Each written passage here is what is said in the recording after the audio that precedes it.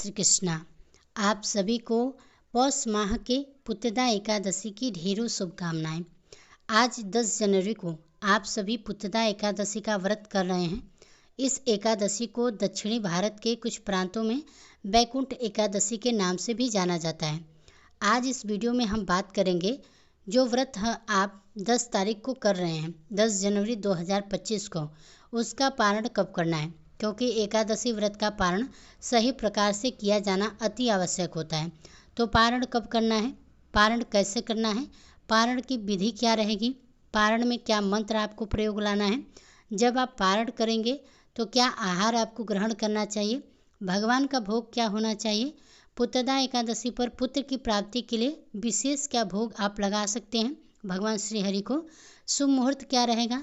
साथ ही क्योंकि एकादशी के दिन भद्रा है, एकादशी का व्रत भद्रा में हुआ है, तो क्या पारण पर उसका किसी भी प्रकार का प्रभाव रहने वाला है या पारण में भी कुछ परिवर्तन होने वाला है, क्या यह संपूर्ण जानकारी पारण से संबंधित नियमों के अनुसार आपको प्रदान की जाएगी।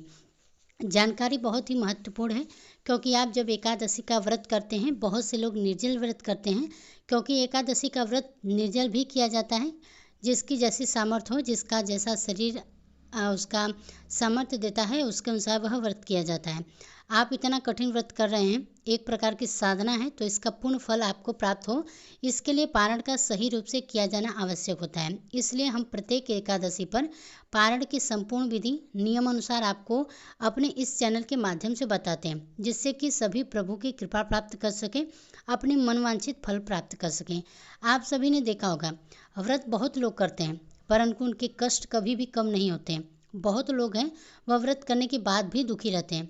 कारण हो सकता है कि उनसे जाने अनजाने में कोई गलती हो रही हो, क्योंकि नियमों की जानकारी सभी को तो नहीं होती। और नियम के बाद भी यह है कि हमारे धर्म में भगवान से क्षमा याचना की जाए तो सब माफ़ होता है, भगवान क्षमा करते हैं। जाने अनजाने में गलतियों को तुरंत जब हमें ज्ञात होगा हमसे कोई गलती हुई है, कोई नियम टूटा है, तभी ना, इसलिए नियमों का ज्ञात होना बहुत ही आवश्यक है। तो हमारा उद्देश्य है प्रत्येक एकादशी के सही प्रकार के नियम आपको बताए जाएं और पारण की विधि आपको बताई जाए। आइए जानकारी प्रारंभ करते हैं। आपसे निवेदन है कि अपने व्रत की सफलता के लिए, मनवांछित फल के प्राप्त करने के लिए कमेंट बॉक्स में अवश्य लिखें ओम नमो भगवते वासुदेवाय नमः या जय श्री हरि विष्णु। दोस्तों, यह भी कहते हैं कि जब भगवान का मंत्र लिखा जाता है या बोला जाता है तो उससे एक ऊर्जा उत्पन्न होती है, सकारात्मक ऊर्जा, और वह ऊर्जा आपके जीवन में सकारात्मक परिवर्तन लेकर आती है, आपके जीवन की कठिनाइयों को दूर करती है और आपको मनवांछित फल प्रदान करती है। तो अवश्य लिखिए ओम नमो भगवते वासुदेवाय नमः। अब बात करते हैं पारण के पूजन विधि के बारे में। देखिए, आप सूर्योदय से पहले उठ जाइए, अर्थात 11 जनवरी को सूर्योदय से पहले आपको उठना है। उठने के बाद स्नान आदि करके सूर्य देव को जल दें, क्योंकि खरमास चल रहा है, बहुत ही उत्तम समय है। आपका जो पूजा स्थल है उसकी साफ सफाई करें, आसन लगाकर बैठ जाइए। आपने पूजन किया है उसी स्थान पर उत्तम है, नहीं है तो हम विधि बताते हैं। एक लोटे में शुद्ध जल भरिए, लोटा पीतल या तांबे का हो तो अति उत्तम रहेगा। लोटे में जल भरिए, उसमें थोड़ा सा गंगा जल मिला दीजिए। एक प्लेट में रोली, पान, सुपारी, लौंग, इलायची, एक घी का दिया, एक धूप और एक कपूर अलग से आरती करने के लिए, साथ में भोग के रूप में जो भी मिठाई आपके पास है, फल आपके पास है तो वह रख लीजिएगा। और बाद में जो हम भोग लगाएंगे ना, वह आपके घर में जो आपने आहार बनाया है उसका लगाएंगे। यह सामग्री एकत्र कर लीजिए, आसन लगा के बैठ जाइए। भगवान श्री हरि की कोई भी तस्वीर आपके पास होगी या प्रतिमा आपके पास होगी तो उसका स्थापित कीजिए। अपने चौकी पर पूजा करनी है, उनको भगवान को बिठाना है तो चौकी लगाइए। अगर चौकी या पटरा आदि नहीं है तो आप पृथ्वी पर रखकर भी पूजन कर सकते हैं। विधि बताते हैं, जिस स्थान पर भगवान की तस्वीर रखनी है उस स्थान पर पहले जल के छींटे दीजिए। लोटे में जो जल है जिसमें गंगा जल मिलाया है उससे छींटे दीजिए। अब वहाँ पर पुष्प बिखरा दीजिए। पुष्प, क्योंकि भगवान को जो हम ऐसे ही नहीं स्थापित कर सकते, पुष्प हम भगवान को एक प्रकार का आसन दे रहे हैं। पहले आपने भगवान को स्थान उपयुक्त बनाइए, शुद्धिकरण करिए। उसके बाद जब आप पुष्प के रूप में भगवान को आसन दे रहे हैं कि प्रभु आप यहाँ पर विराजमान हो, उसके बाद प्रेम पूर्वक भगवान की तस्वीर वहाँ पर रख दीजिए। अब आपको पूजन के लिए सबसे पहले अपने आप को तैयार करना होगा, उपयुक्त बनाना होगा। तो एक चम्मच लीजिएगा, अपने सीधे हाथ में जल लीजिएगा।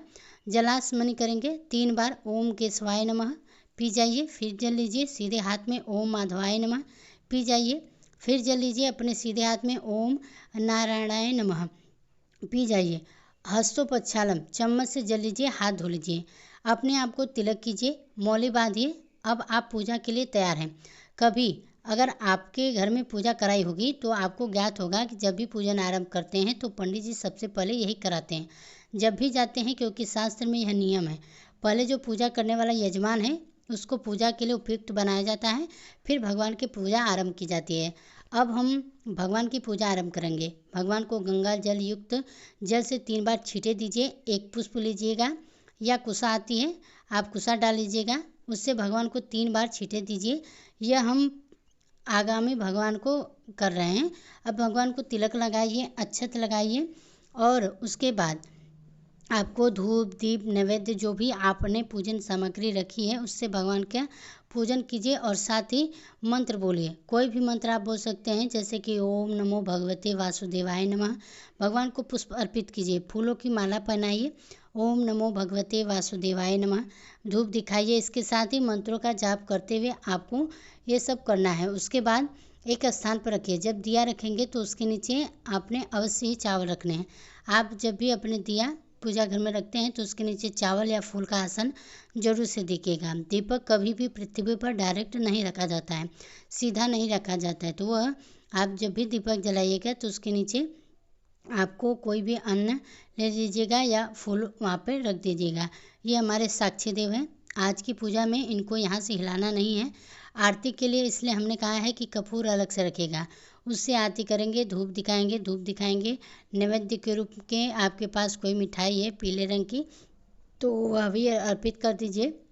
आपके कोई फल है तो फल चढ़ा सकते हैं, कुछ ना हो तो मिश्री भी आप अर्पित कर सकते हैं। उसके बाद जलाचमनी कराए, भगवान को वस्त्र के रूप में मौली का एक टुकड़ा तोड़िए, वह अर्पित कीजिए। इस प्रकार से यह पूजन यहाँ पर हो जाता है। पूजन करने के बाद अब आपको पारण का भोग भगवान को लगाना है।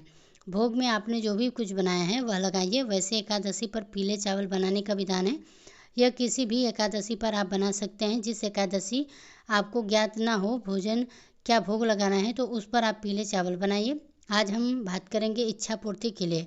यहाँ विशेष है पुत्रदा एकादशी, तो भोग क्या लगाना चाहिए। पुत्रदा एकादशी का विशेष भोग है केसर युक्त खीर। खीर बनाइए, केसर उसमें मिलाइए और उसका भोग लगाइए।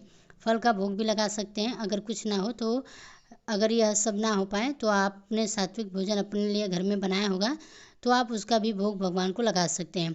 आप थाली सजाइए भोग की, उसमें तुलसी का पत्ता रखिए, तुलसी दल रखिए, भगवान के सामने थाली रखी, प्रेम पूर्वक भगवान से भोग लगाने का निवेदन कीजिए।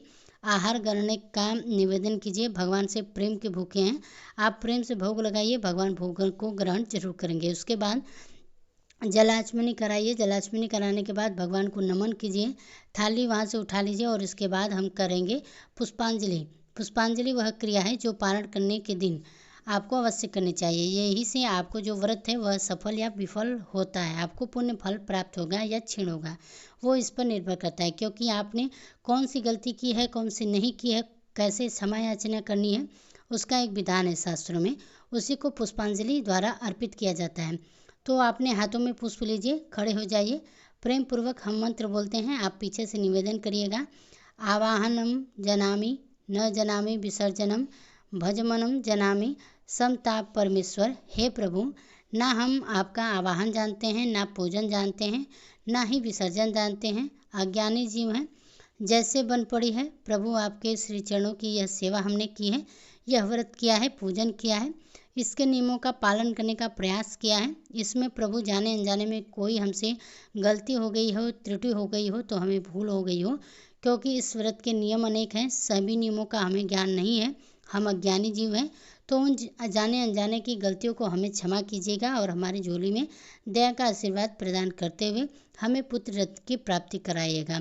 हमारे घर में सभी को स्वस्थ रखिएगा, आरोग्य दीजिएगा, धन संपत्ति दीजिएगा, संतान की प्राप्ति दीजिएगा। इसके निमित्त आपको अर्पित करने के लिए हमारे पास कुछ नहीं है, क्योंकि तन मन धन सब कुछ आप में का ही है। हमारे पास क्या है, मालती मलका जाति सत प्रदयाति संयुक्त पुष्पांजलि मया दत्ता ग्रहणम परमेश्वरम। यह पत्र पुष्प भेंट है, इसे आप स्वीकार करें और दया का आशीर्वाद प्रदान करें। वह पुष्प भगवान के चरणों में अर्पित कर दीजिएगा। जहाँ हमने बोला है इच्छा के बारे में, ना तो जो हम आपकी इच्छा हो वह बोलिएगा इसमें, क्योंकि पुत्रदा एकादशी का व्रत है तो हमने सभी इच्छाएं आपकी बोल दी हैं।